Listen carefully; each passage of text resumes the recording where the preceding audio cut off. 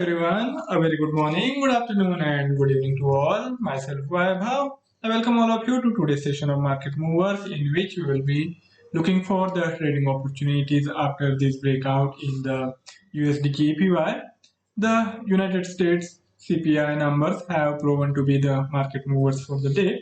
We had very calm trading in major financial markets for most part of the day leading up to the release of CPI data.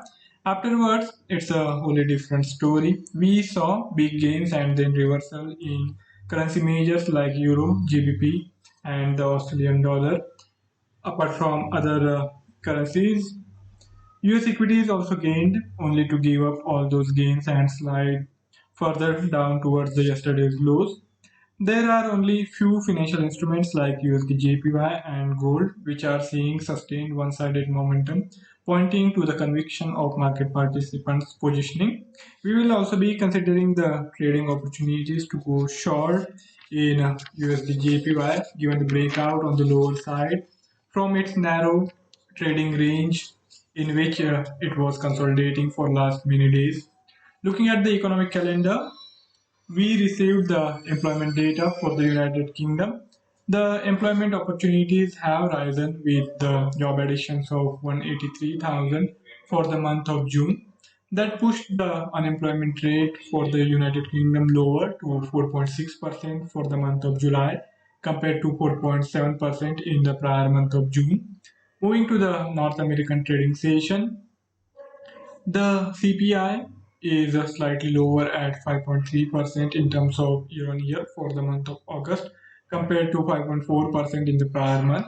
However, the core CPI is uh, saw a significant dip to 4% from 4.3% earlier. The CPI in terms of month on month was seeing muted gains at 0.3%. It is indicative that inflation might have peaked in near term. This has also resulted in the US Treasury yields declining for the day. Now let's shift our attention to the technical side. We will first consider the technical outlook for the USD JPY. Afterwards, we will also consider the trading opportunities in USD CAD. Let's start the segment with the USD JPY's technical outlook. This is the daily time frame chart, and here you can see the congestion around 110. We have seen USDJPY moving directionlessly for last couple of weeks.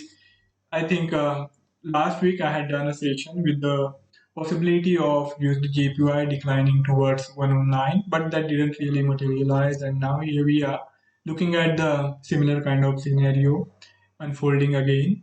And this time around, we have this breakout caused by the data release of the CPI. So I think we have reasons to believe that this time it is indeed going to be different. Many times we say that this time it is different, and let's hope this time it is.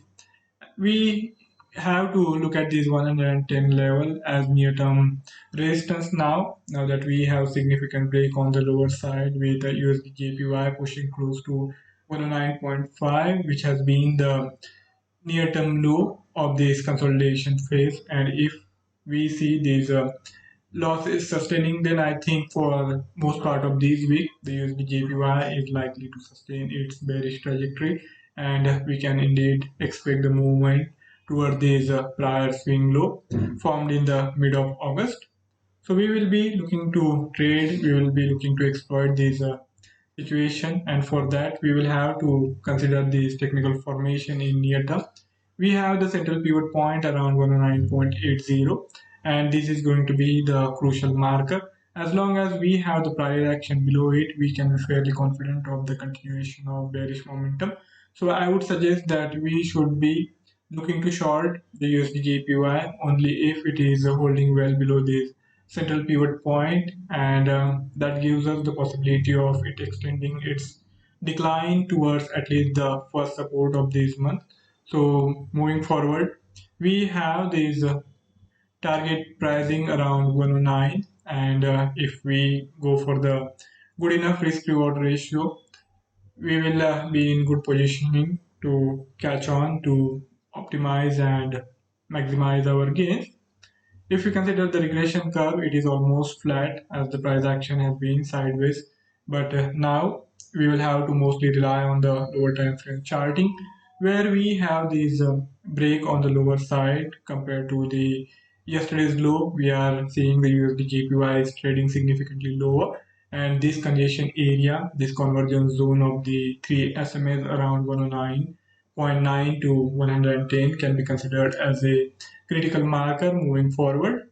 We can keep our stop loss just little above the convergence zone while keeping an eye on the price action to look for the fresh entries anywhere in the price band of 109.7 to 109.8 to go short in the USD with possible moves toward 109. So that is going to get us the risk reward ratio of 1 is to 2, but of course that is not likely to happen in today's session itself. We will have to go before this trade with the swing trade kind of objectives. We will have to wait for at least couple of days till we see the USD JPY moving lower towards our desired price area. Now let's see what's happening in the USD CAD. I think I am considering the USD CAD after many days. The USD CAD has shown that it is respecting the price level of around 1.250. On multiple occasions, it has reversed, and if we consider the price moves of the USD CAD of last week, this is where it reversed.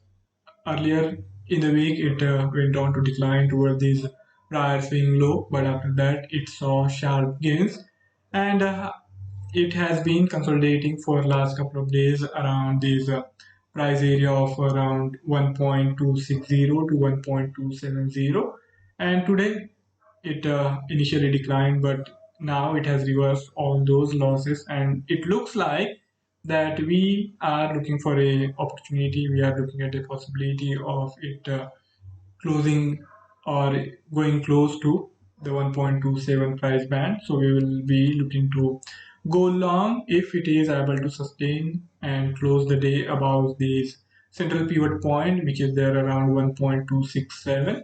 So it will be interesting to see how the day closes for USD CAD, and we have the USD CAD trading closer to this central pivot point, and that is going to be an important marker for us. We should be looking to buy the USD CAD only if it is able to sustain itself above the center pivot point of this month's pivot point series. So we will be using the classical interpretation of these pivot point formation, and that means we have to go long if we have the price action happening in the bullish bracket that is above the central pivot point. And looking at its current price formation, it hasn't really seen any sustained bearish move either. So that gives us the confidence that it might be able to sustain itself above this central pivot point, and in that case, the natural target will work out toward the first resistance of this month's pivot point series, which is around 1.290. So that gives us the opportunity or to capitalize on almost 200 pips move on the higher side. But for that, we first have to get the confirmation.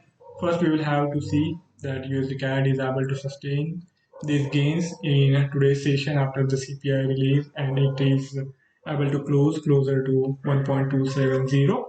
And after that, we can rely on this lower time frame chart formation where we have these two SMAs converging closer to 1.267, and here if we get the 50 SMA crossing above the 100 SMA, then that will be another bullish confirmation in near term, and we can utilize this consolidation phase. This time around we should be looking for a entry on the breakout on the higher side. So only if we get the move towards or beyond 1.27, I think that will be the ideal point to get involved with the stop loss anywhere closer to this immediate swing low formation. The stop loss is going to be a bit wider. We will have to keep the stop loss of almost 50 to 60 pips, but given the volatility which we observe in the USD CAD, I think that is fair enough, and you should be sizing your positions accordingly so as to make sure that you don't really suffer too much losses in case we happen to be wrong in our assessment or expectations. And on the higher side, as I said, we will have to at least target the move towards 1.28 to make sure that the risk reward ratio is at least 1 is to 2. Or if you are willing to wait, you can even wait it out till we get to see the USD CAD moving towards our desired price area of 1.290. So that's my take looking at the current price formation on the USD CAD. If any of you have any query or any idea to share, you can write to me in the feedback section and I would be more than happy to take the discussion forward. Before I sign off, I would also like to remind of the risk associated with trading in the financial instrument, and one should be careful while using the information provided. For the further coverage of the market developments, you can check out the Decoscopy Analytics page. To starting to trade, the JForex platform is at your service. It provides an excellent trading environment with low cost solutions. We are also available on the Facebook. You can reach out to us there. Thank you all for joining in. Have a fabulous and profitable day ahead. See you next time. Till then, goodbye.